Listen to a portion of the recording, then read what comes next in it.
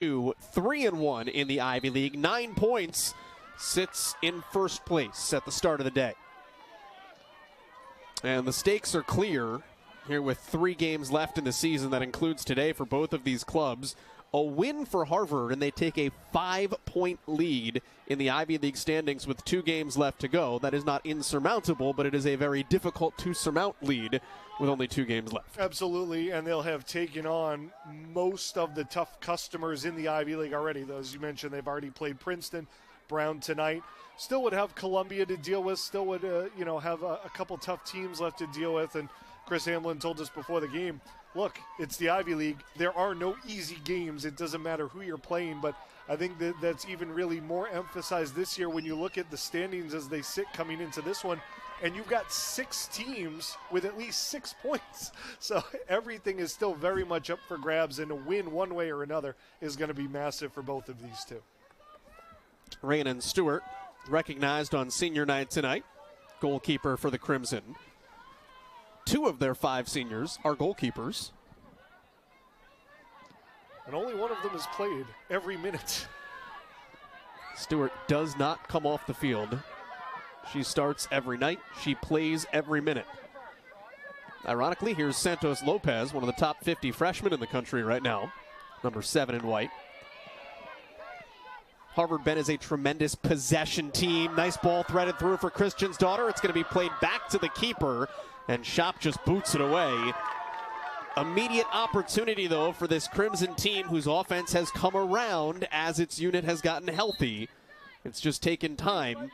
We mentioned Harvard coming in at 5-4-2, but Ben, they are 5-1 over their last 6. Yeah, and the difference has been that they're starting to score. You look back at all of those 5 wins, they've got multiple goals in all of them, and they're getting contributions from up and down the roster. You mentioned having to play all those young players early. Well, that's going to help them at this stage because those, true first years are now more like sophomores. Playing it down the far side corner. Little chip in. Ball went out the goal line. Pass was intended for Santos Lopez. What's interesting is, yes, the Crimson are scoring. They aren't shooting a lot.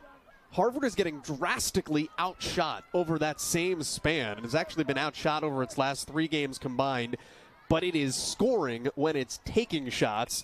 And when we spoke to Chris Hamlin earlier, he said basically we're taking higher percentage looks. If you make the basketball equivalent, they're not taking tough twos. They're getting more dunks. Exactly. And sometimes that's what it takes, right, is if you're forcing the other team to shoot from outside the box and you're taking most of your shots from inside the box, well, you might get doubled up in shots, but you're probably going to have the higher quality scoring chances. It's Brown, though, that's the most dynamic offense in the Ivy League. Okonye weaving through, moves to the right side, and Stewart tested for the first time. Comes up strong against the foot of Shaheen.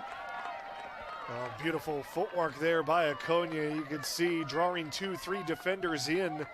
Able to slip that pass out the side. Shaheen didn't have a perfect angle on it. Tried to sneak it through Stewart.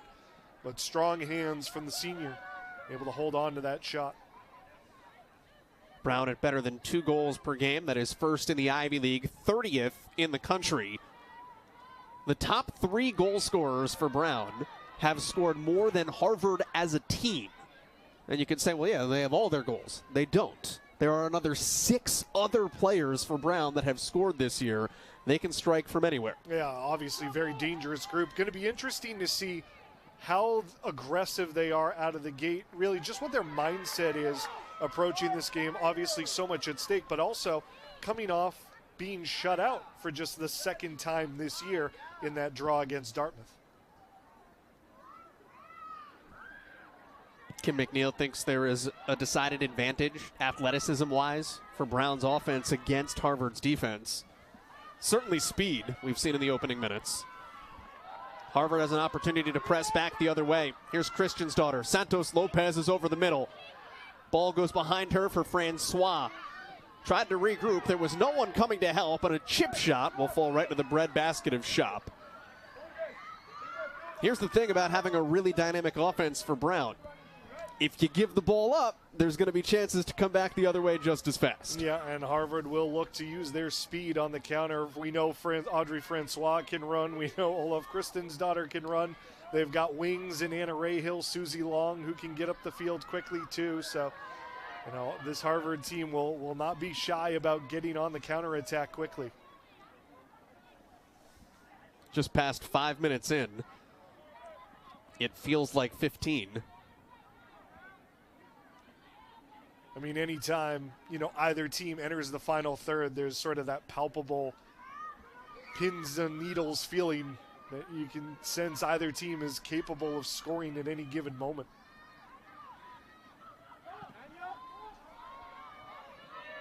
Looking for the home run, played up ahead to Gregory. Going to be turned around by Leshnik. She's made a huge difference shifting to that back line role this year. Came in as a forward, Jasmine Leshnik moved to play defense because Chris Hamblin wants her facing the goal. If she's a forward, she's playing back to the goal, usually. Another good push here coming for Shaheen. 21 in gray, working on the outside. Gives it right back to Harvard. Trying to repress, keep it down here for Brown. But you would think transitioning to that role, even facing the goal more, her instinct would be to try to go forward more. But when you're playing on the side of that back three, you really have to stay at home. And her defensive instincts have been really good this year. You just saw them on display a moment ago. 2 critical interventions where if she gets beat on either of those plays, Brown's off to the races with a good scoring chance. The thing she does give you, though, is her offensive ability comes from being a great striker from distance. So she doesn't have to get that close, right? Like, she can score from 30 or 40, and when Harvard presses up, puts her in a tremendous spot. And the other thing she's also been really critical with this year is set pieces, whether she's taking them or a target on them. She has been really instrumental in a couple of set-piece goals for Harvard this year. Talking Jasmine Leshnik, who feeds up ahead. Comes back. Harvard will build from the backside. August Hunter, 6 in white. Her sister Smith Hunter, longtime great player here for Harvard. Here's Francois trying to put a move on. Create some space. Francois looking pass post. A little bit too long for Christiansdottir. Almost wound up as an opportunity for Susie Long inadvertently. Fed into the box, looking for a head. Christiansdottir.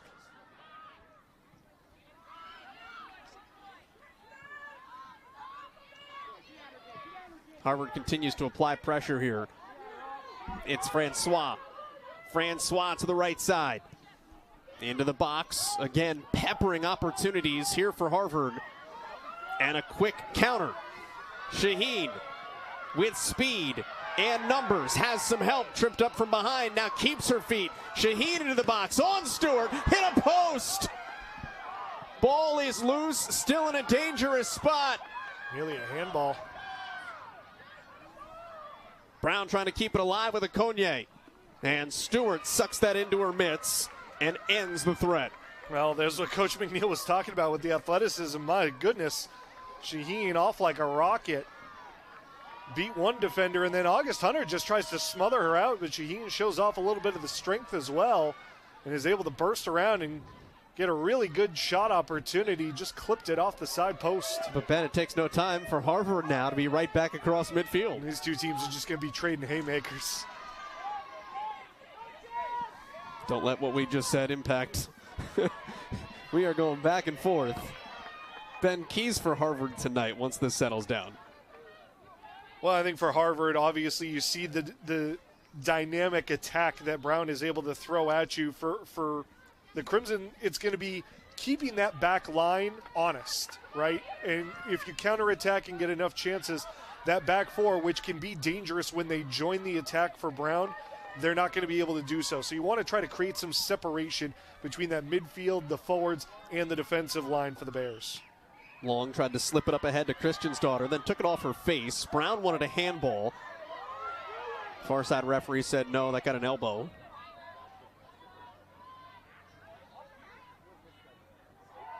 Nice move. Rahill. Christian's daughter tried to play it back to her, instead found a brown foot. Joelle Marie Guy, 15 in gray. Possession short-lived. Repressed by Leshnick.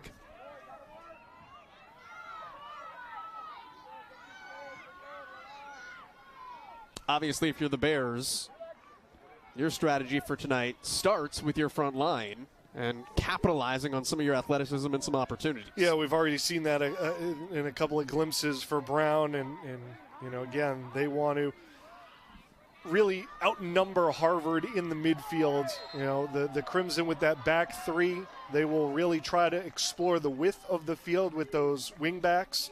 And so for Brown, it's about trying to create those 2-on-1 matchups, those 3-on-2s, and use that speed to get upfield quickly.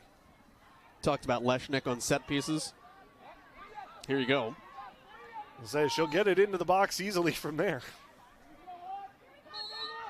Defender out of San Francisco. She can hit from out here. Blass looking top of the box. Flipped up ahead for Christian's daughter. Even indirect kicks for Leshnick from that distance are so dangerous. Flipped out in front. And Kooning unable to settle it down. Because Leshnick can put it right on a post. From basically the top of the lacrosse box. Well, and it's about trying to make the goalie make a decision, right? You know, can you draw Shop out off the line, find a deflection before she gets to the ball? Or can you just make her, you know, hesitate a little bit and try to find a spot? There are already 5 Harvard Crimson players loosening up on the bench as that's batted away and into a corner kick.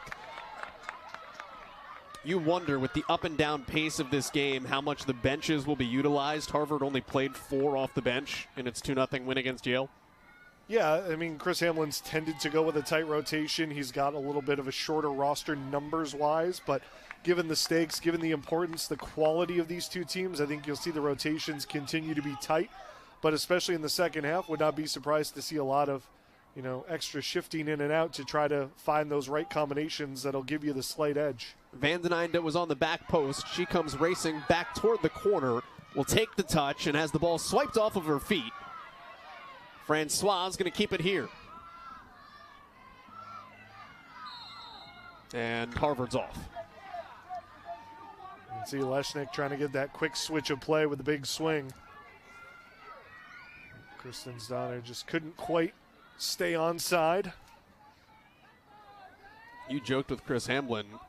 Hey, you actually have the chance to make strategic substitutions this year now. Totally different situation from last year. I mean, go back a year ago, this was sort of the point of the season where Harvard had lost so many bodies. They were putting Denver Tolson, their backup keeper, in a field uniform just to try to buy somebody a couple minutes of rest here and there because, you know, there were some games where they only had, you know, maybe 12, 13 available bodies to play in the field. It's either a keeper's dream or a keeper's nightmare. I'm not sure which one. Maybe both. Hey, if you go out there just to sort of run around and cause some havoc and by chance you find your way to a goal, you're going to be telling that one to your grandkids someday. Got weird when she picked it up at midfield, but I think they probably would have blown that dead. Probably. You never know sometimes, but Hannah Shapiro is unable to keep it in play on the near side. It'll be a Harvard throw-in.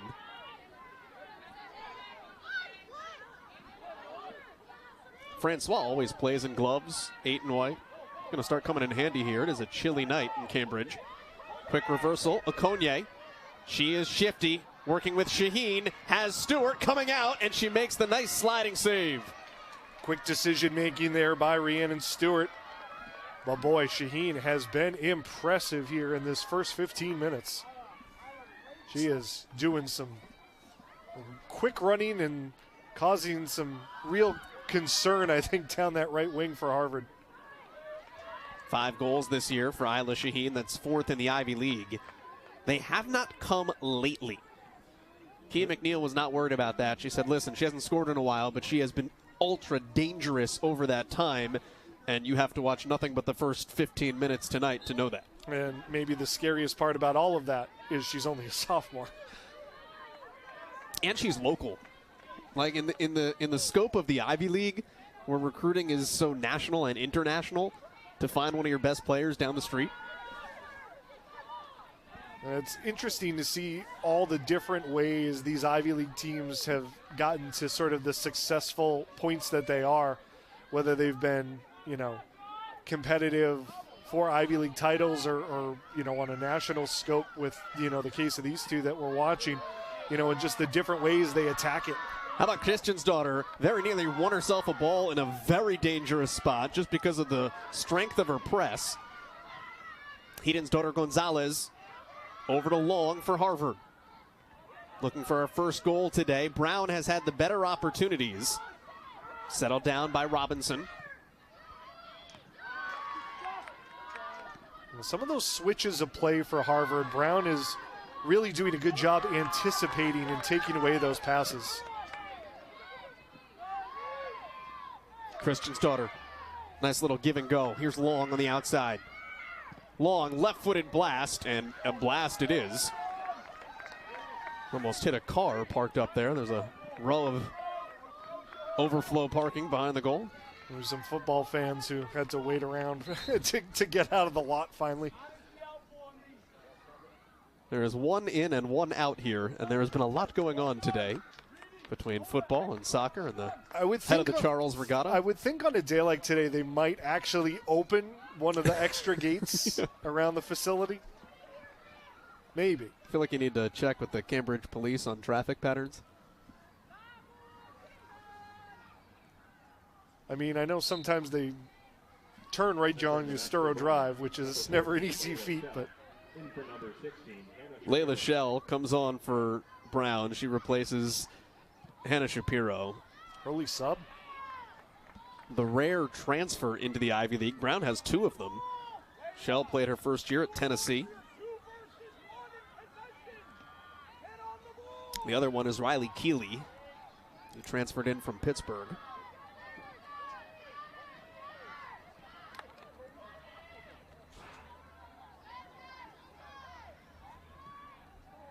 Three shots in each direction so far. A lot of running for the forwards. Here comes Christian's daughter with pace, trying to keep this in, and Harvard is going to draw itself another corner. First one from this side. Wasn't able to win the race against Birtwistle, but, again, make the most of the situation. Wins another set piece for Harvard. Harvard hasn't set up yet, but Christian's daughter lingers near the back post. I would watch the head of number 9. Van den Einde comes racing over, and they're going to play it to her, similar as they did the first corner. Leshnick to Long, off her knee, and Brown just boots it away.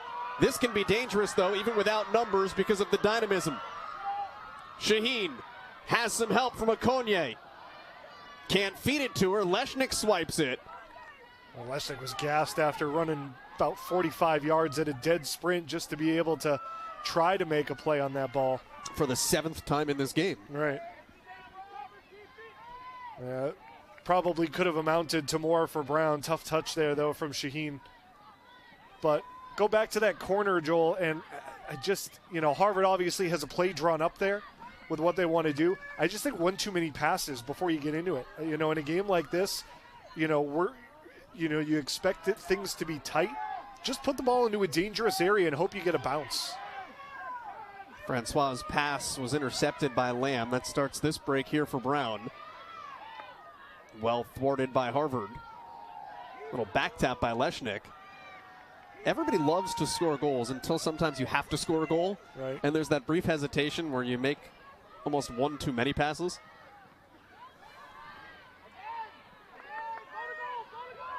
Lamb settles it. Lamb with a right foot. It's to Stewart. Well, Benj was telling her to shoot the moment she got it. Maybe Stewart was looking around, try to catch her off guard, but those shots from outside can be tricky. That one had a little draw to it. Stewart able to stay in front of it, square it up. Lamb, a junior out of California, did not play last year, has not scored this year. Has been a backbone of Brown's defense. And that goes out. Probably the smallest player on the field today as well, 3 in gray.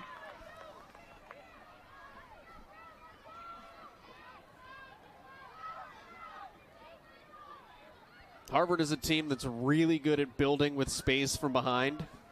There is no space here. Look at how Brown has this covered. I mean, they use that speed and they cut you off at every turn. Robinson puts it down, but swiped away quickly by the team in white. Christian's daughter absolutely wearing Cardozo on her back. Phenomenal center back. All-conference honorable mention last year. 2 hands, she wants the ball. Yeah, Christian's daughter was begging, but Susie Long didn't have the ball yet. She was still chasing it. Long stays on her feet. Centering feed is gobbled up. Christian's daughter was saying, give me the ball, and Susie Long was like, give me a second. Well, she made that great hold-up play at midfield, right? Like you said, wearing Cardozo on her back, and that's one of her huge strengths, is she is able to take that contact and possess the ball and allow other players to come forward. And then in a flash, she was off in the other direction, wanting the return feed. Now here's Bella Shop playing it with her feet. The senior out of the Chicagoland area. All Ivy tournament a year ago in between the pipes. Lamb pressured by the San Diegan. Van den Einde. Kristen's daughter is just one of those players. It's fun to watch. On the ball, off the ball, it doesn't matter. You know, she jumps off the field in terms of just drawing your eyes in. Number 9 in white, Icelandic national teamer. As was Oslog Gunlug's daughter, who graduated from Harvard a year ago. It's a nice recruiting pipeline. They have direct flights from Boston. And it's, you know, relatively short. Shorter flight than Boston to L.A. or San Diego. It's called advertising working There right you there. go. That's what that is. Heaton's daughter Gonzalez, 14 in white. Lets that one go across her face and then swiped away by Brown. Right back to Hunter. Now here's Long. Punched ahead. Rahill. Dangerous threat feeding from the outside. Christian's daughter's in front. Rahill got pushed and tripped up from behind. Physical play by Trenor. Yeah, I think Rahill thought she had beaten her defender and was ready to make that next pass, and then just as she went to set it up, Trenor got back in and was able to just be forced to give up a corner. This will be Susie Long. Although Leshnick's got a big leg, and she races over toward the far line. If they want to play it short again. Nope, Long will play it toward the goal, low. Knocked away by Koenig, inadvertently. And now here's the counter by Brown. They've done this a couple of times today with speed on the outside. Sheen knocked off her foot. It's that dead sprint that August Hunter and Jasmine Leshnick have to go into against the unbelievable speed of Isla Shaheen. Well, unfortunate there, I think that Hunter is able to make the play on the ball because the only other player back for Harvard was a forward in Audrey Francois. You know, not to say that she's incapable of making the defensive play there, but I don't think you would want one of your more reliable forwards / goal scorers to be trying to make a defensive play in an emergency situation. Now a Brown corner opportunity off the top of the crossbar, stays alive, dangerous ball, rolling top of the box, knocked away off a Harvard body, shot never got through to Stewart. And it will be a Stewart goal kick. Exhale. See, that's what I mean. Weird bounce, right? Just off the crossbar, and all of a sudden it becomes a really good situation for Brown where they got a couple bites at the apple. off the bounce, a couple defenders lose control of it for Harvard, and then fortunate that they're able to set up the wall in the end. And you can almost read by Stewart's reactions. I don't think she knew where that ball was going when it got knocked down by a body in front of her. It's just a sea of feet. That's what she's looking at.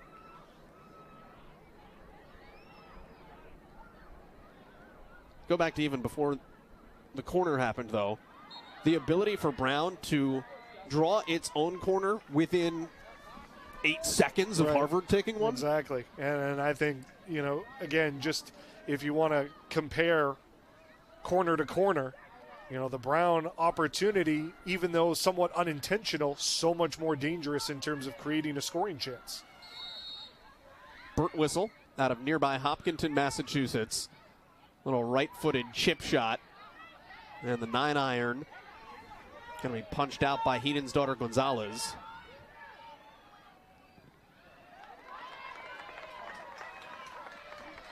Another corner, this time from the near side.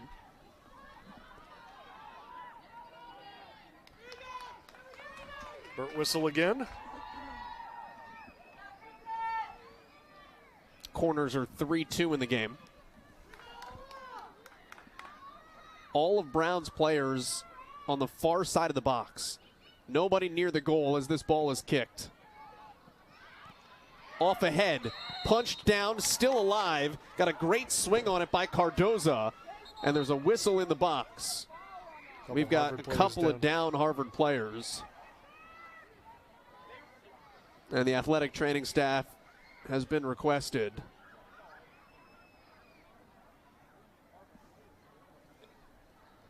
Well, we talked early on about this Harvard team now having more options because they've been getting healthier over the past couple weeks. So I think if you're Chris Hamlin, you're holding your breath a little bit that, everyone's going to be able to shake off whatever the knock is here.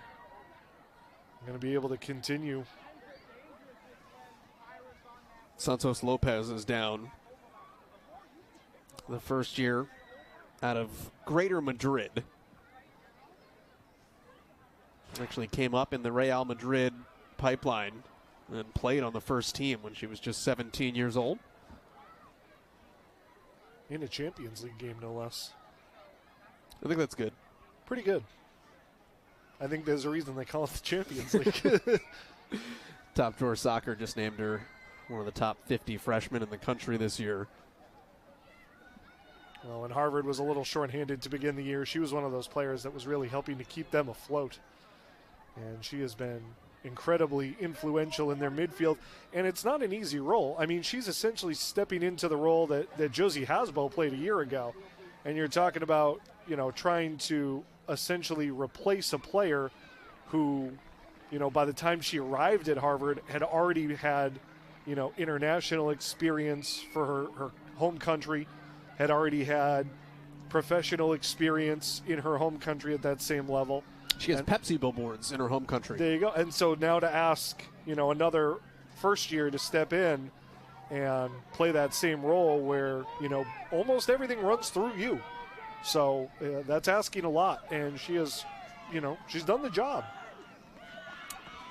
Santos Lopez was escorted off. She was holding her arm. And you could just hear Chris Hamlin yelling, "Is she okay?" Thumbs up, yes or no, to his athletic trainer.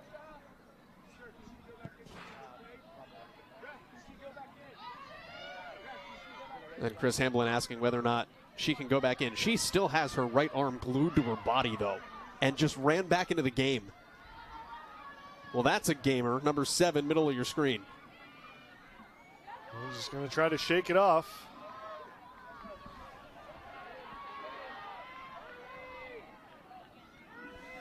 Here's Guy. Jael Marie, 15, has 3 goals this season. Trying to shake Heaton's daughter Gonzalez. Puts the ball into the box. That ball's been rattling around inside the box a lot for Brown, and Stewart comes out to snag it. Stewart's been on her game early on here. Aside from that weird bounce off of the crossbar, she's read everything pretty well. She's been quick to decide whether or not to come off her line. So good start, I think, for the senior. 6 shots. She's made 3 saves against this Brown team that boasts 3 of the top 5 goal scorers in the Ivy League and the 30th most potent offense in the country. And again, another run. JL Marie Guy has a Konye, top of the box. Probably going to think closer to the goal. She does, and that ball misses just across the goal mouth.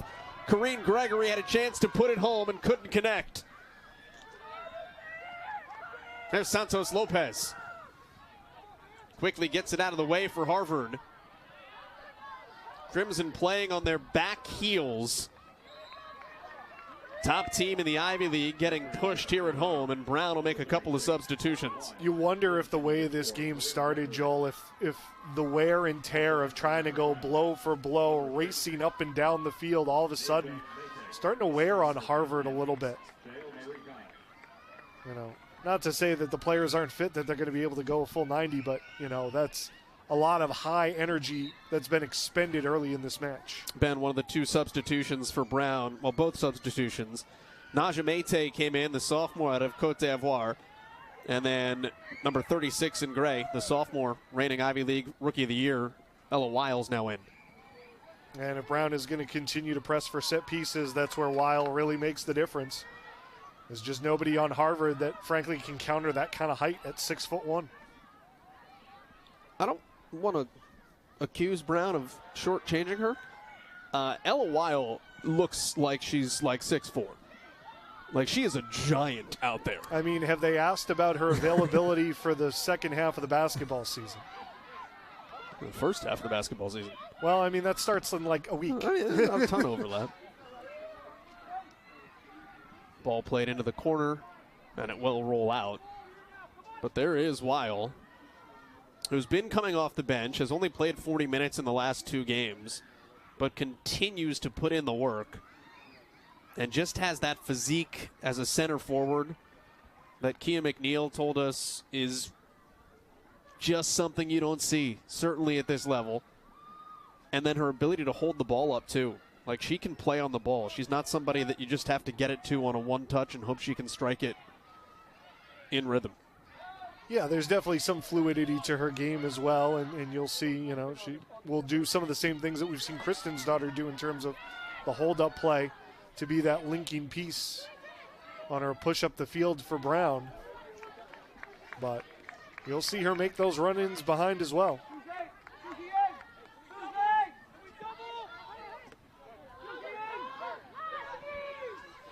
Maytag. Now Lamb. Big leg of Lamb. Looking into the corner. Okonye. Nice little cut to her right. Trying to juke her way around Rahill, having a real difficult time with it, looking to draw a corner, and she will. Third one of the day for the Brown Bears. Pretty clear what the game plan is for Brown is when you get into that situation, especially towards the corner or towards the end line. Just continue to look for those set-piece opportunities. Lamb is the trigger woman. The 6'1" Weil stands right in front of Rhiannon Stewart. Lamb looking for Weil. Found a body. Brown finds a goal. 1-0 Bears on the road. Boy, what perfect timing on the jump. I think this is Shell who goes and gets it. That's Cardoza. 7th of the season for number 7, Naya Cardoza, for a 1-0 advantage. But just check out the timing on the run. Cardoza starts here at the back post, middle of that group of 3. The slight delay and the elevation. Well, no chance there for Stewart. Just a beautiful flick midair. You can't time it any better. She's at the peak of her jump at the time that ball meets her forehead.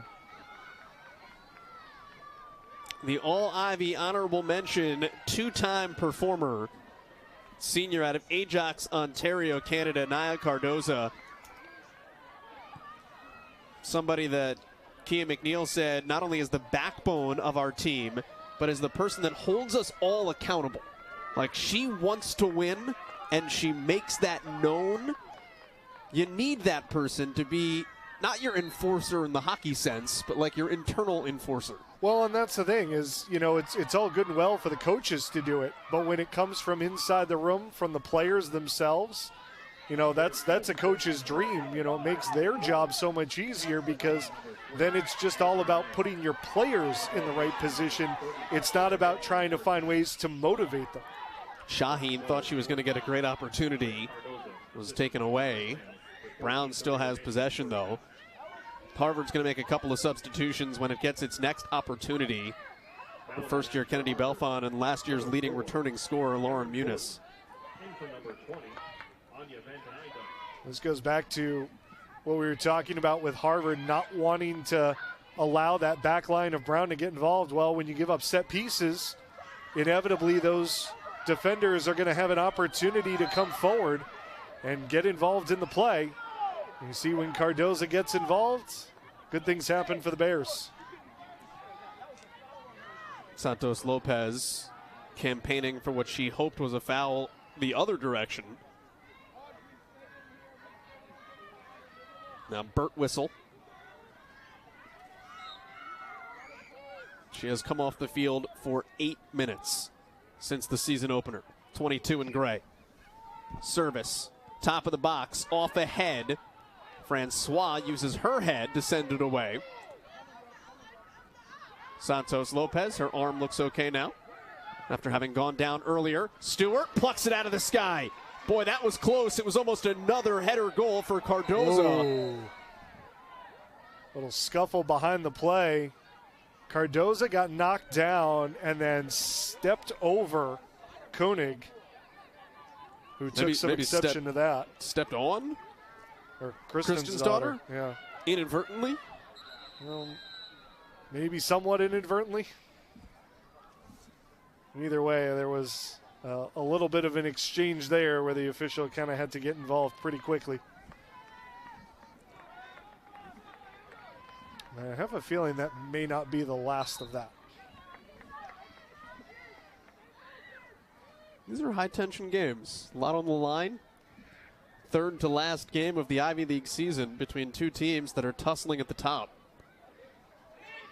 Harvard tied for first now. It came into the day in sole possession of first.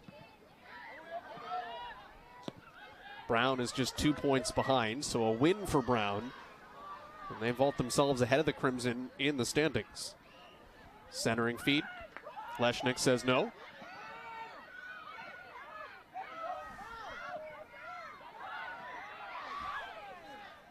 Shell. Curling it. Leshnick. Again, rejection. Christian's daughter was trying to body up Burt Whistle. Burt Whistle around Santos Lopez. Just more physical than a whistle on Ola Christian's daughter. Got the ball. I mean, it's a tough tackle to be sure, but, I thought she got the ball in there.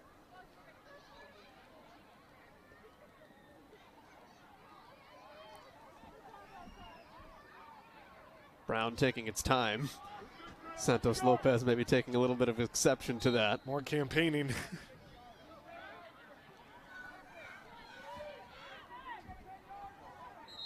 Tell you what, Burt Whistle's listed at 5'11". She seems like she's got some more height on her than that, too. Stewart, that goes over her mitts. Yep. And it is a corner kick. It did not go over her mitts. It went off of them. Yeah, tried to claim that ball and maybe misjudged the flight a little bit. We talk about the ability of Leshnick to put it on from distance. Burt Whistle can do very much the same. Weil on the front post. Okonye's kick headed out by Hunter. Burt Whistle unable to get herself some space and control the ball. Nice slide tackle by Lamb. I mean, Harvard has played on this side of the field much more than it's been comfortable doing over the last 6 games. Crimson have been in control over their 5-1 stretch. Brown has been the team imposing its will today. Yeah, definitely been on top of the game, and you just look at what Harvard's been trying to do in terms of getting out of their own end. They're just not finding those passes to be able to get out. Brown has just been so quick to read the angles and get on top of the ball. Couple of substitutions up top. We talked about Muniz and Belfon coming in. Christian's daughter comes to the bench. Hard tackle again. Second time Santos Lopez has gotten dinged up. And she's rolling in pain. Yeah, she got, I think, sort of sandwiched and may have knocked knees with one of the Brown players. Just a, you know, the way you saw her go down was one of those where, you know, tough landing to be sure.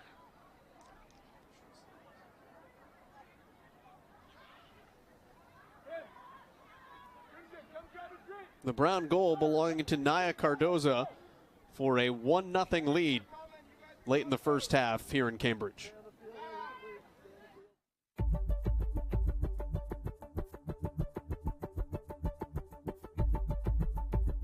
The Office of Technology Development is a university-wide program that has the mandate to advance Harvard innovation through corporate development arrangements, through the formation of startups, and through licensing of Harvard technologies. We have a team of business development executives that is fully engaged with the research enterprise of the university. They meet with the scientists in all schools on a regular basis to fully understand what they're working on. They then work with the investigators to see how to take it further. We then make the connections between our scientists and companies, venture capitalists, and other investors. The accelerators are a major building block of our strategy. So what the accelerators do, they provide funding to the project to advance the project further, but it also comes with a lot of acumen and advice on how should this be done, hand in hand with various business development activities and IP protection. So it's kind of a comprehensive program that advances technologies towards impact. We are the bridge between science in a university and the world of commercial applications that benefit the public.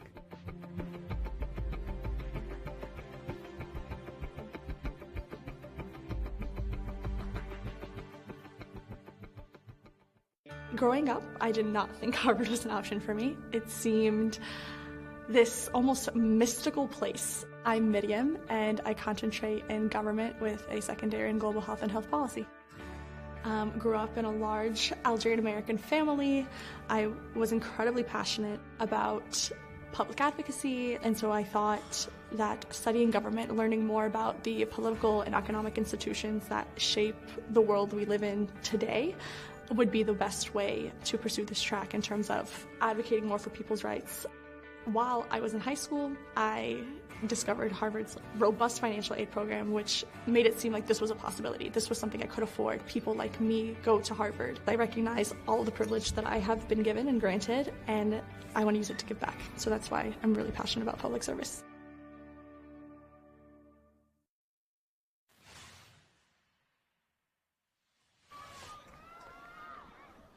Santos Lopez helped off the field here in Cambridge as we return to action here in the first half between Brown and Harvard. And this is the picture in the Ivy League, Ben.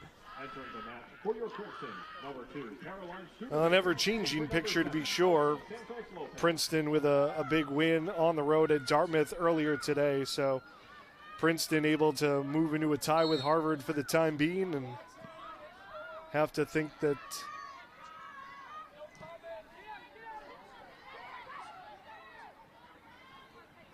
the Tigers are pulling for Brown here. They want, you know, as much chaos as possible, especially because they don't have a tiebreaker with Harvard. Number one team obviously gets to host the tournament at their home field. That's a big deal. It is, but you know what? The way, you know, a lot of these competitive games have played out against the top teams, you know, home field may make a little bit of a difference, but it's not going to make a big difference.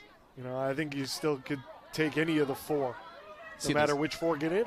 See the size mismatch there between Belfon and Weil as she won that ball off the throw-in. The thing you have to look at with Brown as well is not just what they've done in league. Obviously that matters from an Ivy League standpoint. That's a dangerous deflection. But look at what Brown did to get here. because the Bears started the season on an incredible hot streak, winning 7 of their first 10. And that includes a win at UConn and a draw at Wake Forest. Those two teams are 8-3-3 and 9-3-3 respectively. Legitimate power conference results for Brown before Ivy League play ever started. Yeah, and you look at, the last couple of years of the Ivy League where they've gotten multiple teams into the NCAA tournament, and for the better part of it, it's been Harvard, it's been Brown, it's been Princeton.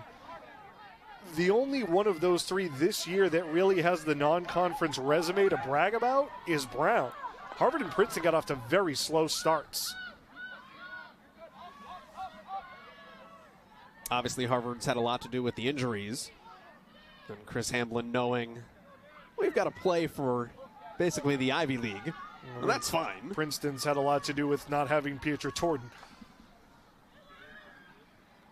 Not that that's a sole reason. They're still a very high-quality team, but you lose a player like that, it's going to affect sort of the domino effect of things. Brown kicks it out as we hit the 7-minute mark here in the first half. 1-0 off of the head of Naya Cardoza, her 7th goal of the season. That is the most goals in the Ivy League this year. Okonye without numbers, but with speed, up ahead to Weil. Has to center. Nice deflection. Leshnik has tremendous closing speed defensively to get back there and threaten the reigning freshman of the year.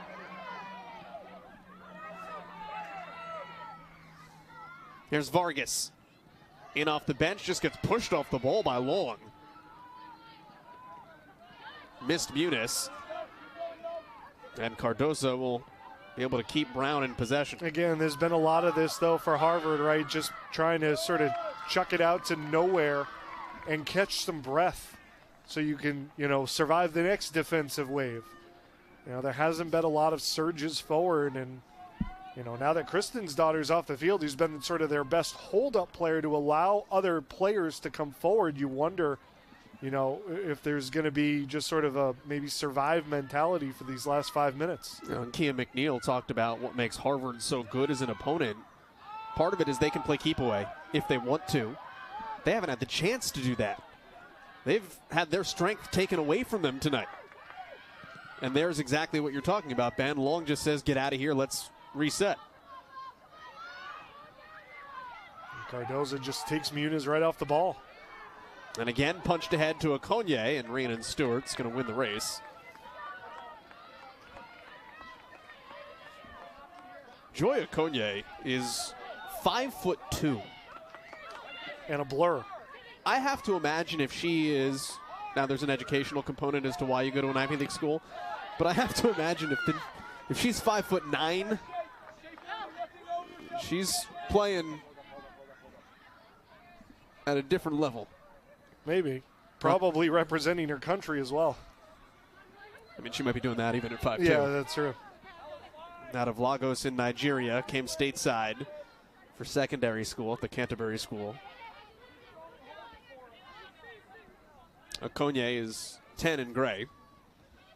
Led the Ivy League in assists a year ago. Uh-oh. Stewart against Okonye. Has it swiped away. The threats have been numerous. It was a rare miss by Leshnik. As she tried to break it up, Okonye survived the tackle, and then Rahill just probably prevented a goal there. Harvard's being outshot 10-4 at the moment. And this is not one of those situations like you talked about at the beginning where Harvard's, limiting Brown to shots from distance and taking more high-efficient shots. It's been all Bears, really, for the better part of this last 30 minutes. I can't think of the last time the Crimson had a really quality look. And they've been connecting on about 25% of their shots over the last 3 games. They don't need a ton of looks. They just need good ones. Brown's done a good job to limit those.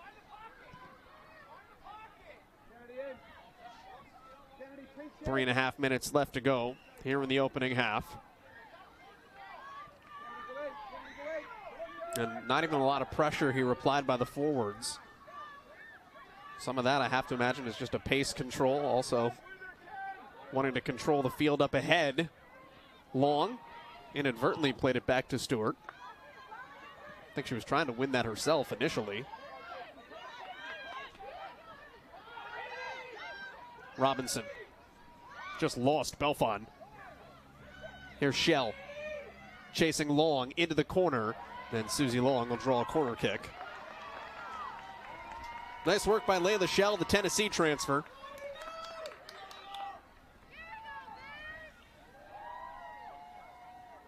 Well, Brown has scored off a corner and hit the crossbar on a corner.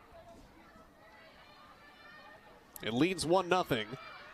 Weil is still in there as the obvious threat. 6'1", number 36 in gray. Looking for her head. They found Muniz instead. Ball is still up and alive and punched over top. Last touched by a Brown Bear. Harvard will catch a break. Yeah, those are nervous ones when they just go straight up in the air.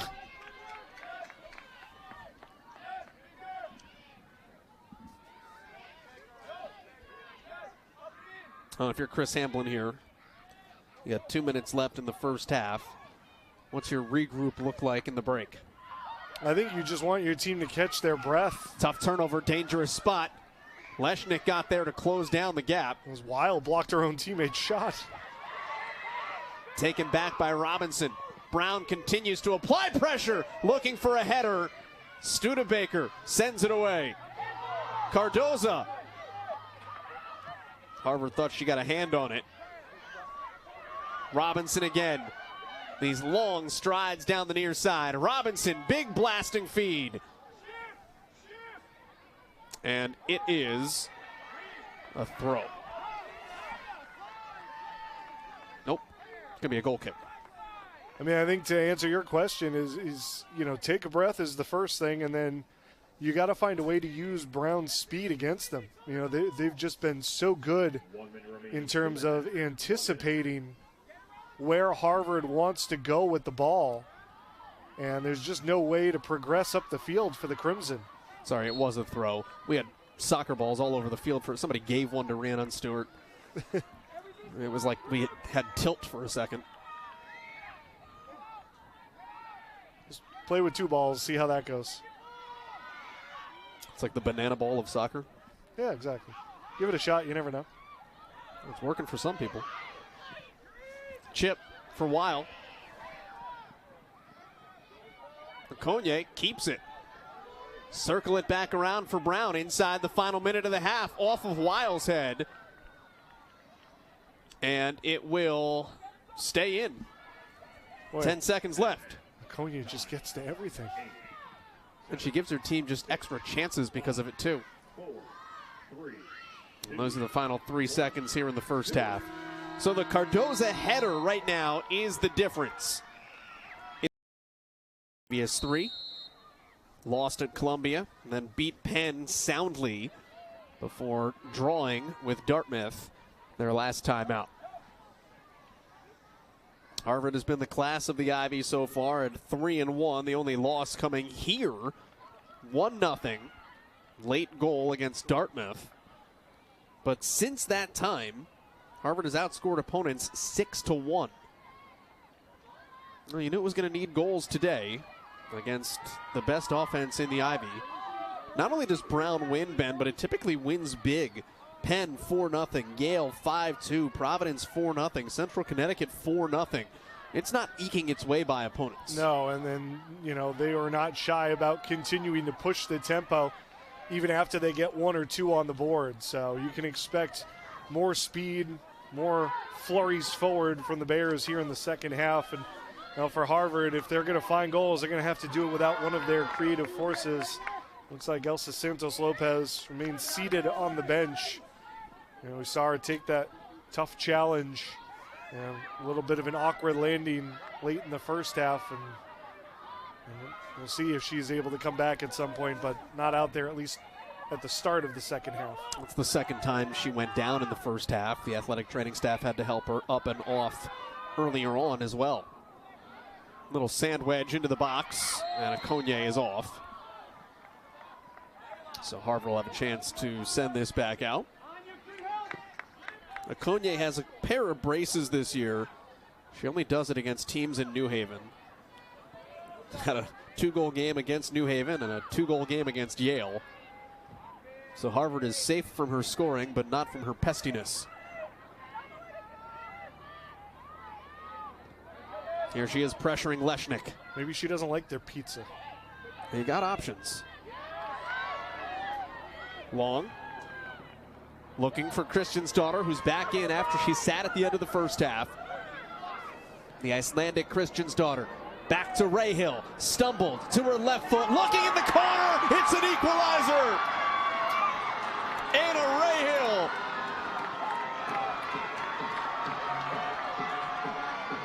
Well, this is a pretty goal. Wonderfully set up, and of course, Kristen's daughter at the forefront of it, leading the line. Great job to get out wide. Good patience with the ball. Doesn't just fling across into the box and hope that someone can run onto it. Cuts it back. And as soon as you see Rahill cut back to the left foot, she loses two, and you can see she's got that post picked out just out of the reach of Bella's shot. Perfectly placed shot from Rahill. Ben, she almost lost herself in that cutback. Incredible stability. That's goal number 3 for Anna Rahill, and her second in as many games. Ben Alcher, you were prophetic calling her out off the top tonight. That's why you do the cardio with the ankle weights, right? To be able to survive those cutbacks. I mean, you saw the play she made against Yale kind of weaving through. That was on a slick surface. You know, feel like on a clear night she should be able to handle herself on the turf here. Completely changes the complexion of the game, but it really speaks to what Harvard has done as of late. Because what did we say a ton in the first half? The Crimson have been outshot, drastically so at times this year. But when they get opportunities, they've scored, and that's led to success. Wins in 5 of the last 6. Question is, what do you do after it? I mean, you've been on the back foot for so much of this game. I don't think you can breathe a sigh of relief just because you get a goal, because you know Brown's going to keep coming. Well, and ultimately, it's still a tie, so you need another. Right, exactly. Francois fighting with Lamb. But you can't just settle back because now you've gotten even. You have to keep trying to even the shift of the game on the field as well. Find a way to tilt the board back the other way so it's not just played down here. Right. Even if you get it to the point where it's played over the middle of the field. I mean, anything where you're not expending all your energy just trying to stop the other team.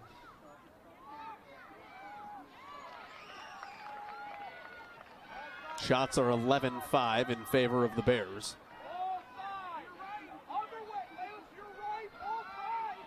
The goals belonging to Rahill and Cardoza, the leading goal scorer in the Ivy League. Her 7th of the season. There's a header in the first. This is Cardoza. I mean, I think if you're Harvard, you're even okay letting Brown play with the ball as long as they do it at a tempo more fitting to your style. This. Yeah. I mean, you know, when Brown is running at you at full tilt from all directions, that's when Harvard sort of got harried in the first half. Shell, the Tennessee transfer over to the far side. I mean, if Okonye is not dictating the game, you're in a much better spot. But she flies around. Cardoza. Tapped back out by Mayte. She started the second half, came off the bench in the first. Christian's daughter trying not to get pushed off the ball after forcing the turnover. And it will be a Brown ball after it goes out off of the Icelandic 9. You're just going to have to watch yourself, I think, a little bit. It's already been involved in a couple physical altercations. Obviously wants to have her impact felt on this game. Did so by helping to set up the Rahill goal. Christian's daughter was stepped on back in the first half.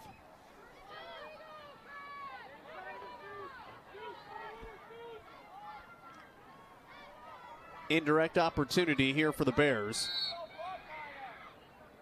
Birtwistle flips it into the box. Cardoza with the first header and the second one right into the mitts of Rhiannon Stewart.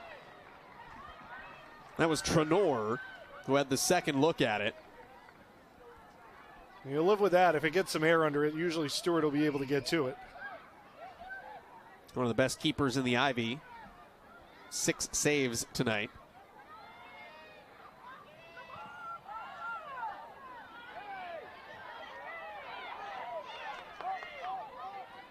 That Rahill goal, by the way, Brown doesn't concede very often. We've talked a ton about Brown's offense. But 6 of their 8 wins this season have been shutouts. Typically, Brown only concedes in draws and losses. Leshnik. This will be a Brown throw-in.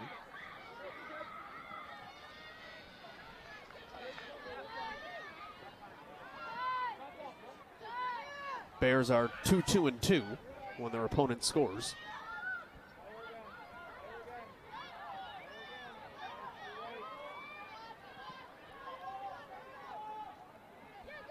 Cardoza, senior Canadian.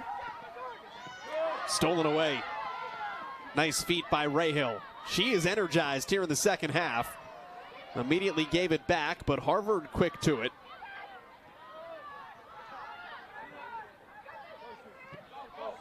Leshnik reverses for long. Trying to take Trenor one-on-one. And that is a foul against the sophomore from Chicago. Where's the card? It just got yelled out from the Harvard bench. There have been none tonight. So far. We still got a little bit of time.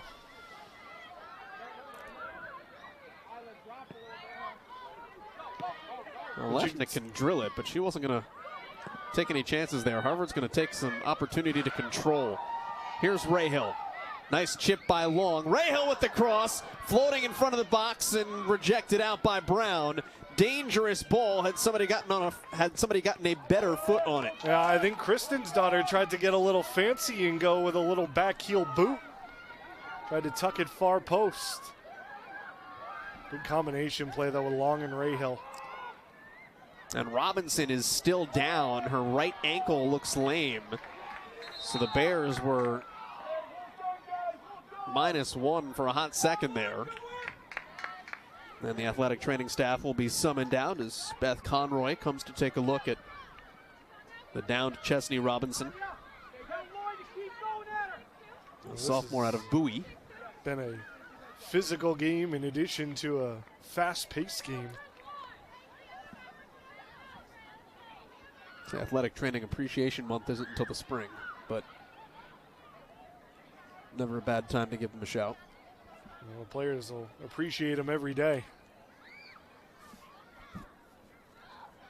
One of the more under-recognized, get on a soapbox, underpaid group in college athletics. They make the world go round. Absolutely. It's amazing, you know, all the different things they're being asked to do now. It goes beyond just, you know, taking care of injuries and knocks and bumps and bruises. It's all now more about proactive maintenance, right? And the training that you do away from the field as much as what you do on the field.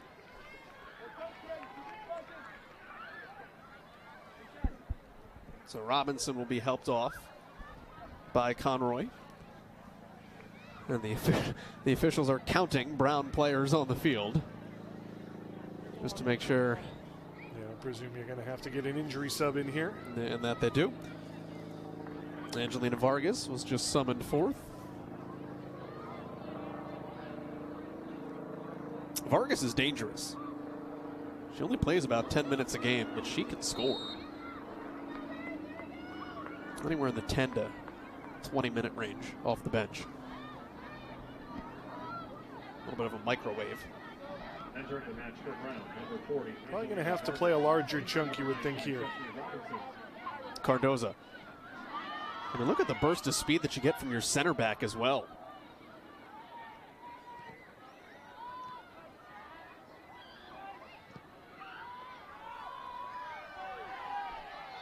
Here's a Cognier. Just outsized against Teenan's daughter Gonzalez, but it doesn't matter. Not outquicked. Nice move by Vargas, spinning down the far side.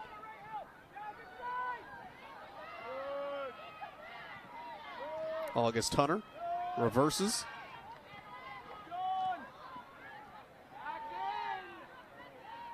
Van den Einde back to Hunter. And now here's Leshnik under immediate pressure. You don't have time to make a decision. Almost got herself into trouble there. And Ben, that's the biggest thing.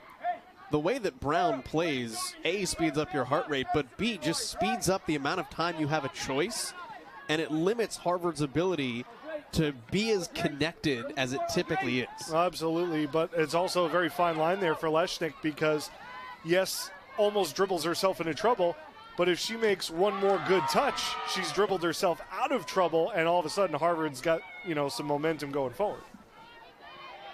And that's sort of where this game can teeter. Crimson looking for one of those big breaks here. Tripped up by Lamb. Koenig looks over the middle for Rahill. She had the equalizer, feeding for Francois. Spat back out, Lamb. That deflects off Van den Einde. Brown was bracing for the shot from Rahill, and that allowed her to try to slip that pass through. Shell with the header. Oh boy, out to Okonye.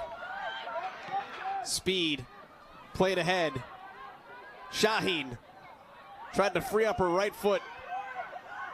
Taken away by Van den Einde and then batted out of play off Van den Einde. And Brown will set up a corner from the far side.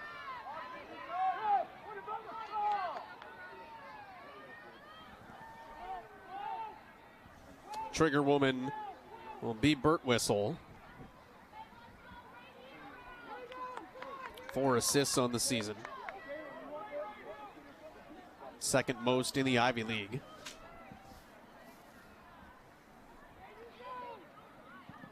Birtwistle, outswinger. Finds grass. Settled down by Shell. Looking for Cardoza's head. Okonye. Back to Shell. And Brown will reset to Lamb. Boy, this has just been a constant threat. Rolling. Stewart down. Ball never got to her. Harvard has just been on high alert, Ben, for 50 minutes. Yeah, I think that was Mite who had the initial shot, and then someone was still stuck inside the box, ended up blocking it. It's maybe the second time that Brown has blocked their own shot. Yeah, Weil got one earlier. If you're Rhiannon Stewart, I'd love to see the EKG as she's diving down to stop a shot and it never gets to her. You're just hoping your team takes care of the follow-up ball.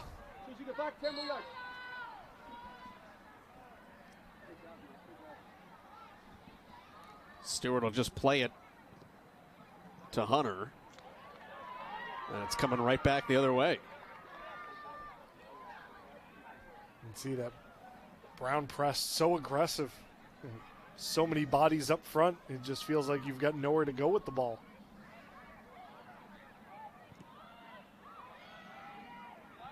What looks like an open lane can disappear very quickly. Harvard is typically such a possession-oriented team. Okonye switching to her left, well defended.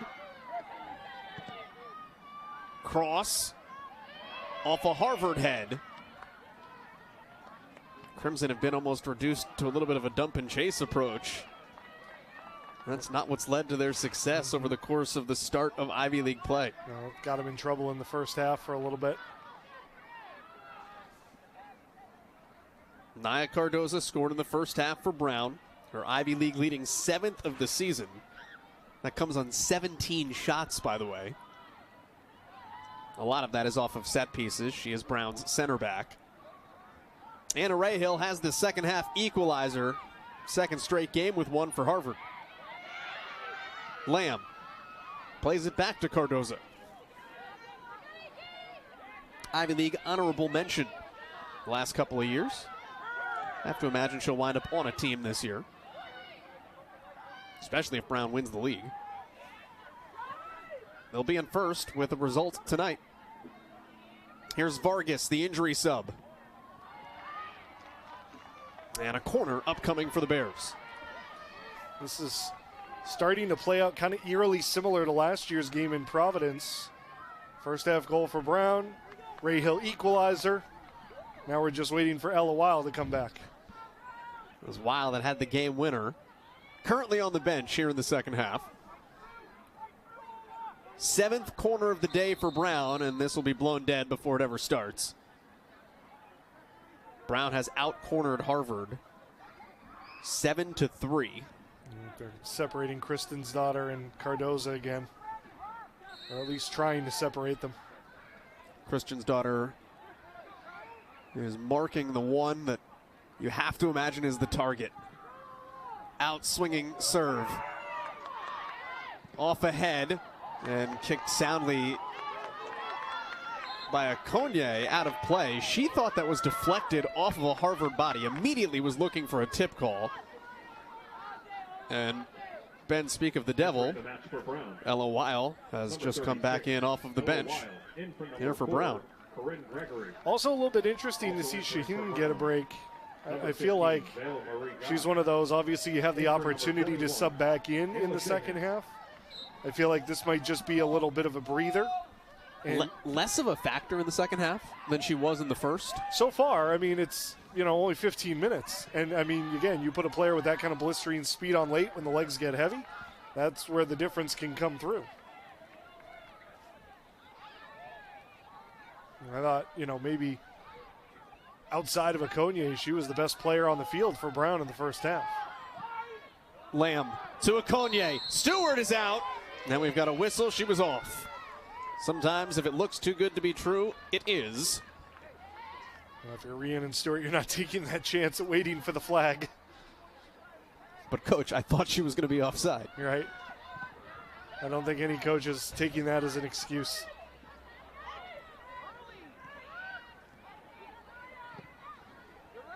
Looking for Okonye again, trying to stay onside. This time she is. Okonye on the goal line. Leshnik being physical. Up top for Trenor. A hand? It's a war in there. Lamb is outsized. She was matched up against Harvard's best defender in August Hunter. That's a long blast, and it's a score! Brown from downtown!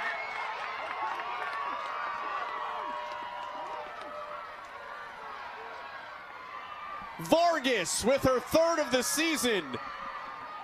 We said she's a microwave. Limited minutes, but she makes the best of them. Well, this didn't appear to be much, but true to form, this thing got cooked up in an instant. I mean, she just shimmied her way past Sarah Lloyd, who was making her first appearance for Harvard in the second half, and just unleashed a tremendous right-footed strike. And, if you're Rhiannon Stewart, I don't think you really have much of a chance at this ball. I mean, that thing was on a line, under the bar, dipping into the corner. I don't know what you can really do with that if you're a goalie. You just sort of tip your cap.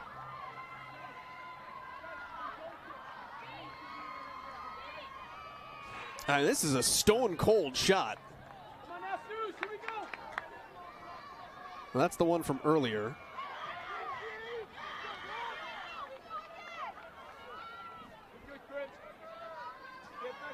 The junior out of Edison, New Jersey. North Jersey, stand up. Angelina Vargas. That's how dangerous Brown is. Their top 3 are elite goal scorers. But Keith McNeil said the thing we do better than in years past is everybody can score. I mean, you go back in years past, Brown has been a team that's relied on a couple specific players. This year, it runs deep.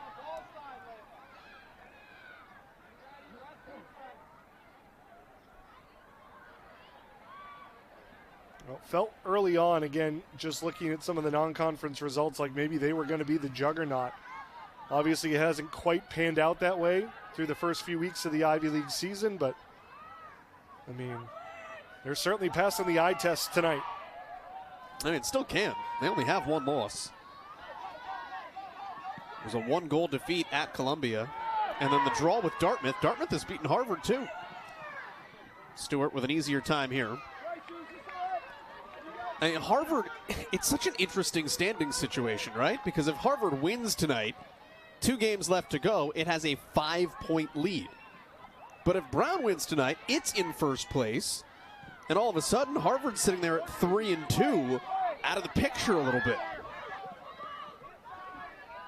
Well, they would have to hope certainly that they can find their form once again and that somebody else can take points off of Brown down the road. They still have to play Princeton, which is going to be, you know, a huge telling game in the standings as well. Here's Vargas. Yeah, I mean, what do you do with that? Stewart did everything she could possibly do there. It's a game of inches, Ben Ulcher. Stewart's unfortunately not LOL 6'1".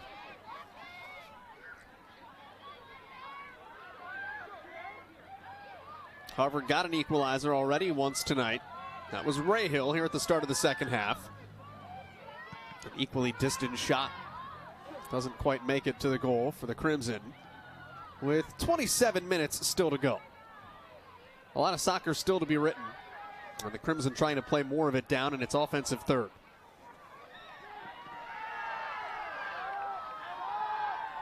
Crimson wanted a whistle. It's not coming. This is kind of the style, though, that Harvard is used to playing. Having some time, having some patience. It was intended for Rahill.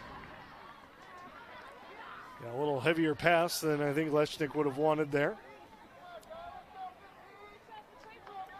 Now, Brown isn't going to just willingly give possession here. No reason to think they're going to back off their press. Harvard's going to have to be more aggressive on this front. You can almost see that already. Harvard ticking it up a notch. Realizing that being down at this juncture is different than being down where it was in the first half.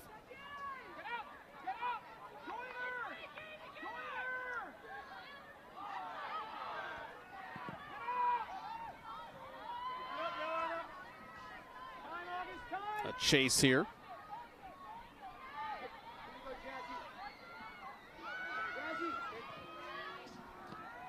Early in the season, Harvard trailed in virtually every game. So it has known what it's like to play from behind.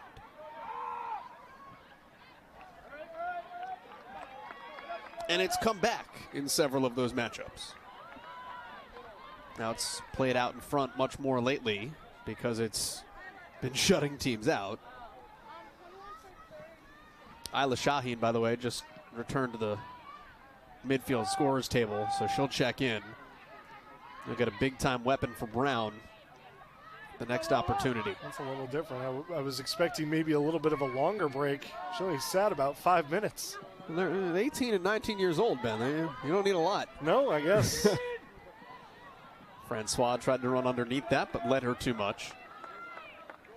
Yeah, I think a little too optimistic on the pass there. I think you wanted the ball all the way across. With some space on the far side. Rahill elected to try to go over the top. Especially only playing 1 game a week. It certainly helps from a fitness standpoint, you would think. Well, this is when you need it the most, because this is when those little bumps and bruises will really start to pile up.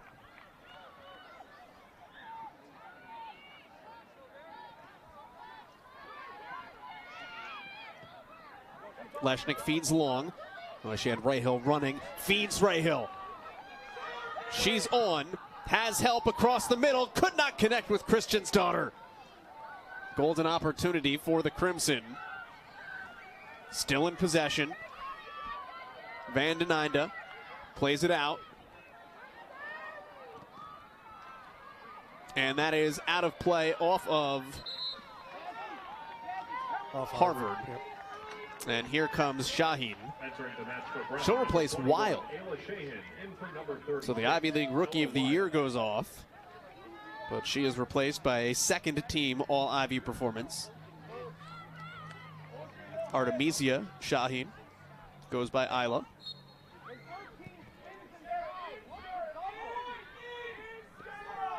Much easier for the coaches to yell, I think. Yes. Lamb.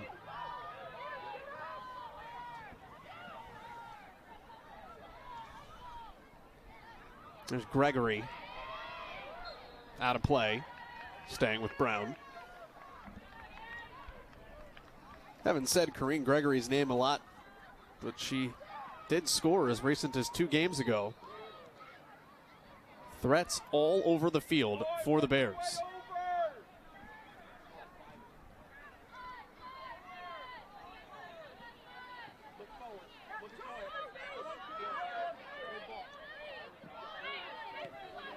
A draw isn't the worst thing in the world for Harvard.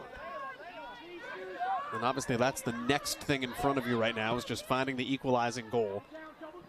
That would keep the Crimson in first place in the Ivy League standings. You just sort of put the pause button until next weekend. Penn is here next Saturday. Collision. Christian's daughter wanted a whistle, didn't get it. I got a continuation.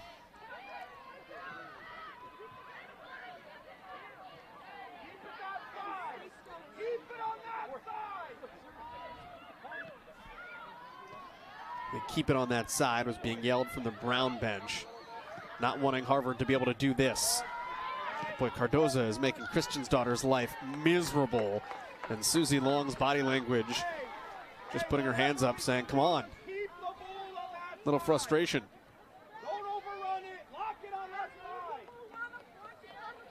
And again, from the Brown bench, Ben, it's interesting to say lock it on that side. Brown does not want the game being played over here. Well, that's where Long and Rahill have been able to find a little connection, a little room to operate. So they want to force it away from where, some of Harvard's more dangerous attackers are.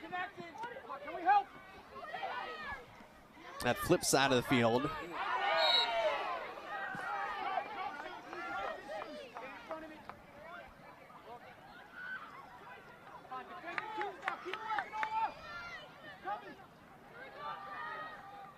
That flip side of the field has been where sophomore Sarah Lloyd has been running.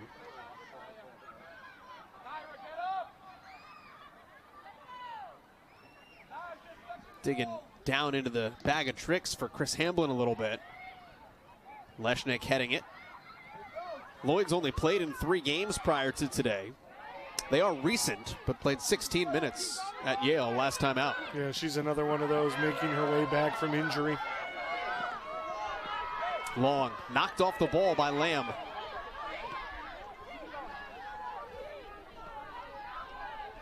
Lloyd played in 9 games a year ago.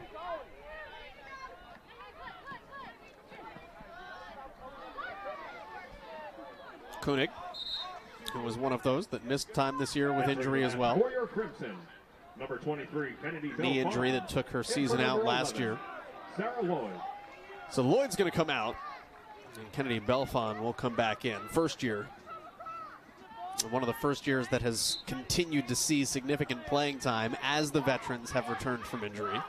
Yeah, just another sign. I mean, Belfon really more of a true forward. And now essentially you're sliding her into kind of an attacking midfield role. So you're trying to get some of your skill players, some of your forwards out there to find that tying goal if you can, if you're Harvard. We got Christian's daughter up top all by herself. And you've got a layer underneath. Brown trying to grow its lead. Okonye could not keep her feet. That's just a little behind her. Brown rallying. Pass intercepted. Van den Einde. Lamb beat her, and it's that knee that's braced for Van den Einde that she grabbed immediately, but right back into it. And Rhiannon Stewart picks the ball up.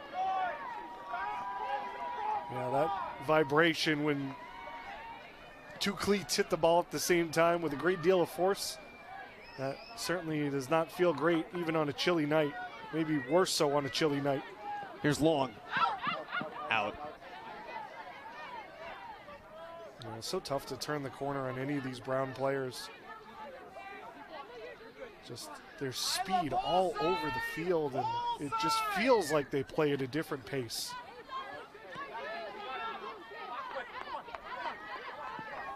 That was the thing that Kim McNeil told us coming in was Brown's advantage. They thought they had a decided leg up with their athleticism in their attacking third. That's kind of spread down the rest of the field.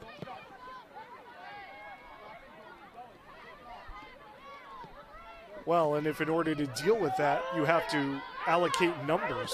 Harvard wanted a whistle. Vandenheim had just got shoved over. I think the officials are saying it was physical play and just didn't keep her feet. Play on. And then I just waved off the bench. They were checking to see if she was okay. I think she's just frustrated, and I'm going to stay out here as long as I can. Corrine Gregory will check in at the next chance for Brown. 17 minutes left to go.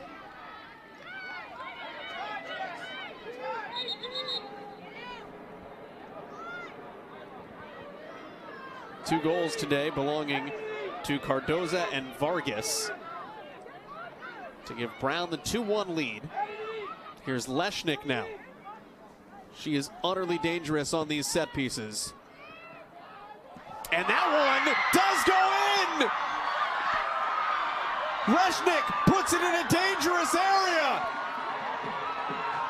That's all she has to do! Yikes. I believe they have a hashtag for goals like that. It's SE Top 10. That's long distance. Dialing it up. My goodness.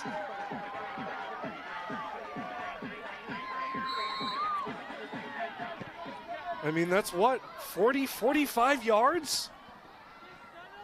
And that wasn't the plan. No, I mean, maybe it was. It looked like it was the plan. She's aiming for that top corner, and she put it on a dime. I think she shocked herself, though. She may have. Shocked everyone here. Harvard Deadlocked at 2 off of Leshnik's 4th goal of the season. Well, Chris Hamlin said she was finding her footing before the game. He also said, take your time. I guess he knew, just gather your breath and wind it up. My goodness. With 16:35 remaining in the second half. Oh, he said the same thing about the Brown goal this half. What do you do if you're Stewart? I don't know what you do there if you're Bella Shop. I mean, you're not anticipating a shot from that distance, even from a player like Leshnik. And then even if you do, I mean, you have to respect the players running into the box, so you have to be somewhat guarded coming off your line. And then she just gets caught backpedaling, and that's all she wrote. Leshnik heads that back in. I think that's the longest completion in Cambridge today, and they had a football game. I don't know. Jayden Craig threw for 300. So.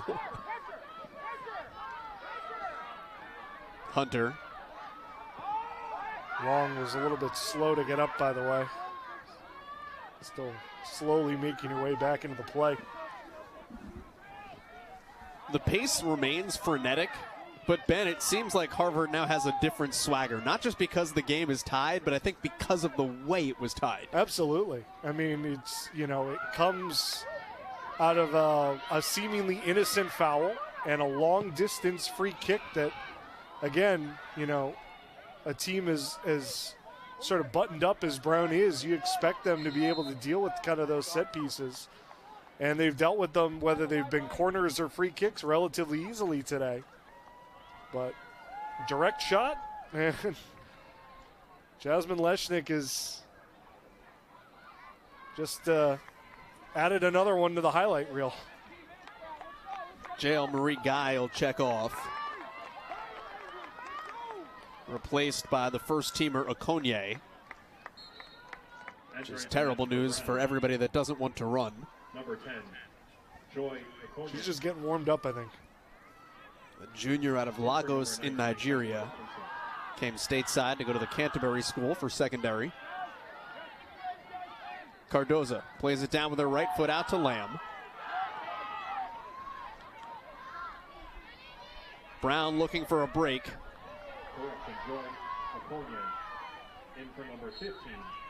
Belfon, good pressure on the far side. Yeah, some nice defending. Again, it's not something she's probably been called upon to do a lot of, but did a good job sealing out the other player and keeping her body between the attacker and the ball.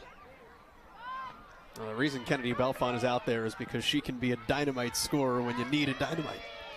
And we're still waiting for her to get her first of the year, but she's another one of those that feels like just with her athleticism, her dynamism, it's probably only going to be a matter of time before she's making her presence felt on the score sheet.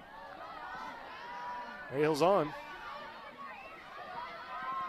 Rahill chasing. Rahill lost her defender. Oh, I think it slipped out. Yeah, she also lost the ball. Oh, they're going to get the corner. Wow, I think that's a break. That's an incredible break. I think the head official ruled the corner before the side official chimed in. For number 23, Kennedy Belfon. Lloyd's going to come back. Belfon comes out, so straight up switch of those two. That was the sub when Belfon came in. I'm just trying to give Lloyd a few minutes to breathe.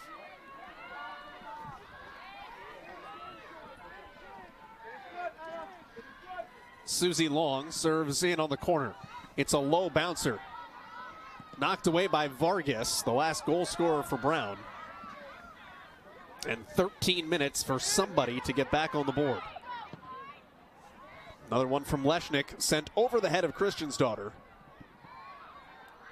Golfed up. Dangerous if there was just somebody on that back post.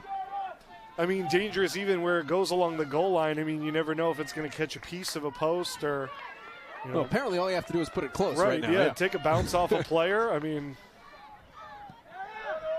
at this point, you're looking to create chaos.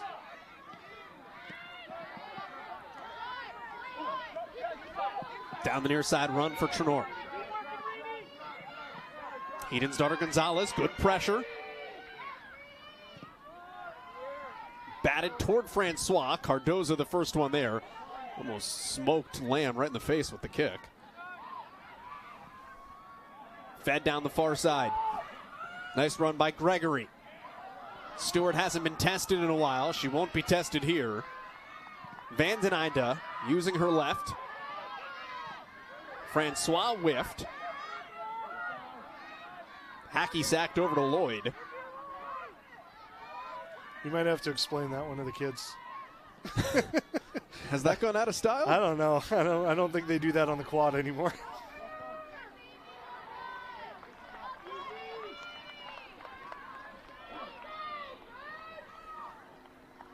Rhiannon Stewart will play this one. Brown has just not controlled the game the way it did for the first 65 minutes. No, I mean, you have to credit Harvard. I think they've come up with the necessary response here in the second half. At times there's been stretches where they've still been getting locked in their own third, but it hasn't been as frequent or as consistent as it was for probably call it that last 25, 30 minutes of the first half where it felt like they were just constantly under duress. Leshnik took that kick, launched a rocket, Long clearly pushed. And do we have a booking? Yep. That is a yellow awarded to Lamb with 11 minutes to go. So, good form hip toss. Good form. Does she go for it again? Not in good form. That's Right. not, yeah. I mean, this is about 5 yards further. It's about the same spot where Leshnik scored. Yeah, you're not wrong. I think she's going to try to put it somewhere close. Yeah, let somebody run in underneath of it. Christian's daughter off ahead, and it is played back dangerously so to Shop, who is taking no chances. In Leshnik's head, she's like, I bet I could. I mean, I kind of want to see an exit velo on those. It's like a field goal kicker who hits from 70, and he's like, yeah, let's keep it going. Here's a Konye. Leshnik on the defense. Konye, I think, tried to buy one there.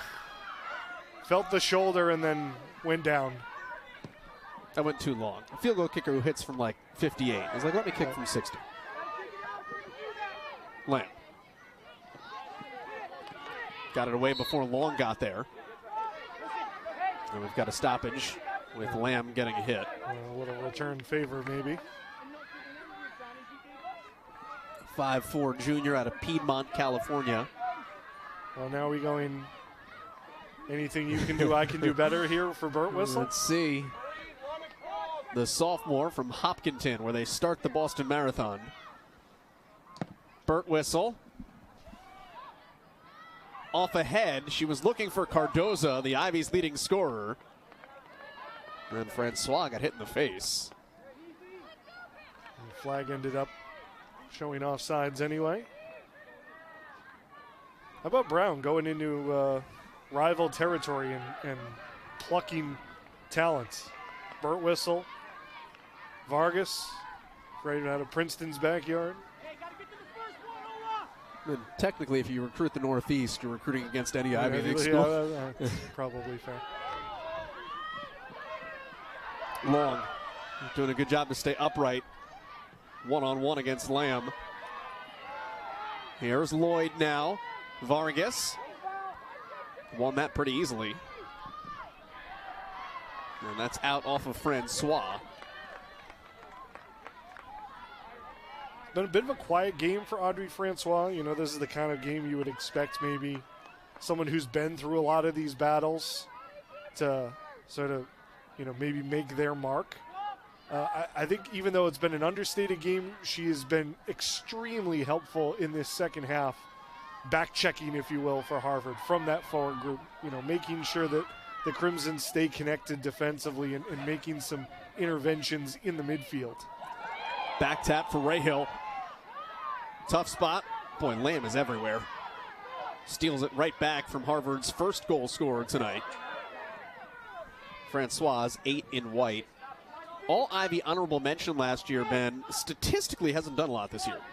Just one goal, but it doesn't always have to show up in the stat sheet with the role that you play in Harvard's offense. Well, absolutely. I mean, you know, I think for both of these teams that you know, goes for both, and that your impact can be felt on more than just pure goals and assists. I'll say this, they've let them play. Francois pushed a little bit from behind, but play on. You see Gonzalez having to check every shoulder to make sure there's not somebody right near her. Almost a swipe by Shaheen. Good late pressure. Gregory pumps Rahill off the ball. Gregory's beat by Leshnik. It's not necessarily the prettiest defensive interventions you'll see. Oof. Playing with the feet there is a bold move. I guess if you trust them. It very easily slips through the wickets there and goes in the goal.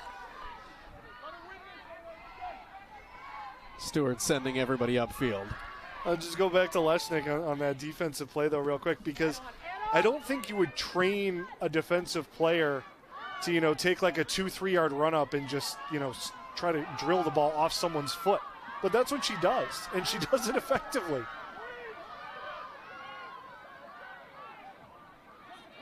Lloyd. And it's batted out off the sideline.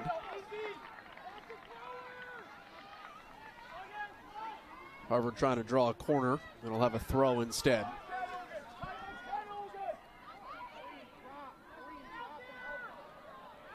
Going to be the time where you just don't really want to make the mistake. At some point, you do teeter between getting 1 point and getting none. That is a blast. Tough ball ricochets off of Shop. There was nobody there to finish it, though.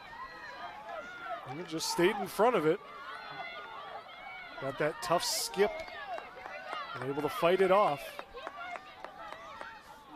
Bella Shop, senior, has made 3 saves tonight. Stewart has made a pair. It's the first time Harvard has conceded multiple goals since September 14th. Could it be a third? Breakaway opportunity for the Bears. There's a blast that misses. With a near open net for Okonye.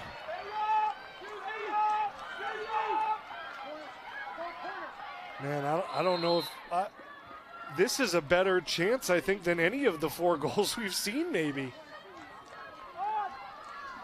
Oy, and it just grazes the bar. Had Stewart way off her line.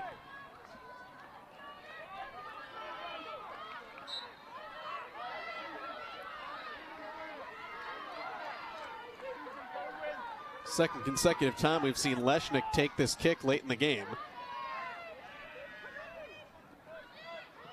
Leshnik had the equalizer. A little bit of a do-it-all player for Harvard as we close in on the final 5 minutes.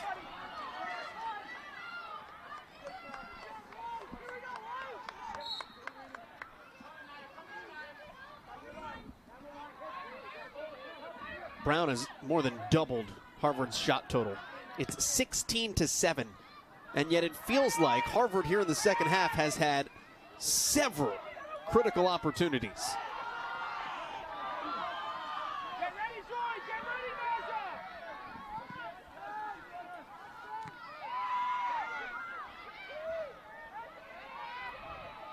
ready, Well, could this be the year they finally meet in the postseason? Get treated to another one of these.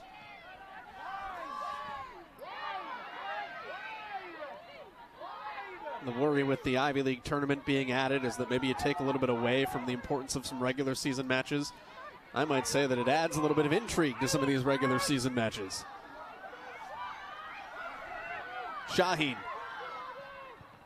headed out.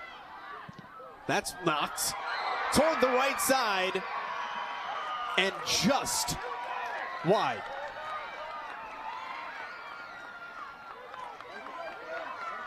Great setting on the one-timer. I think that was Mite. Put a good rip into that. Send just about everybody forward here.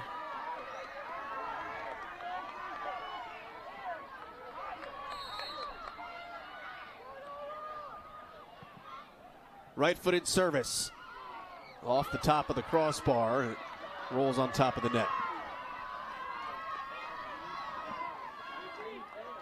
As you said, Harvard would be the more content team to come out with the tie. They'd still be in first place. They have the tiebreaker with Princeton, even with Brown.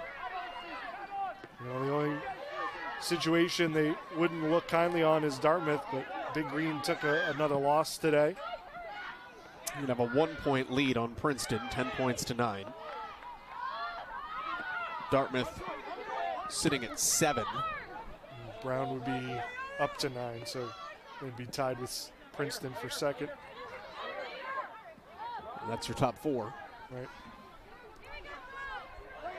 Still a lot to be decided. Excuse me, Dartmouth would also have 8, not 7. Even with the loss today. Still your top 4. And then Columbia knocking right there. 2 minutes left to go.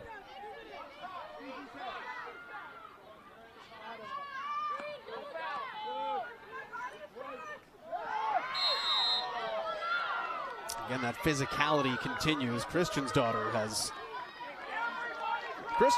going to look like she was in a TLC match at the end of this. A couple chair shots across the broad shoulders. Good of the official to help her up.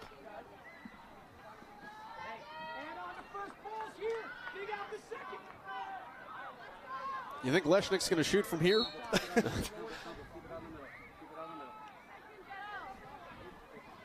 He's just going to give it a good shot. You certainly put it in a place that makes it interesting. Long wins it out of play.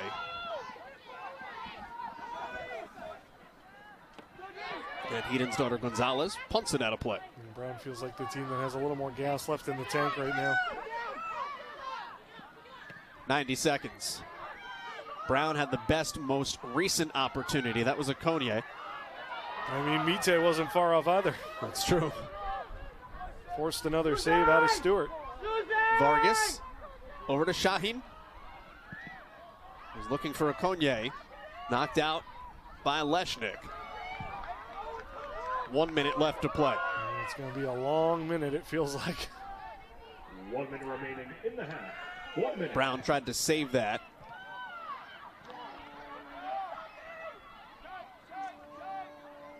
Mite. Chopped to the near post, and Stewart falls on it. And now Rhiannon Stewart might eat as much time as she can. Obviously, you want the best result possible, but the draw does favor Harvard. 30 seconds left to go. Stewart chunks 15 seconds off the clock. Christiansdottir looking for an outlet. Has a big size advantage over Lamb. Popped up for Francois. Found Cardoza's head instead. Christiansdottir trying to play it out of the sky. 6 seconds left. And that will do it. So after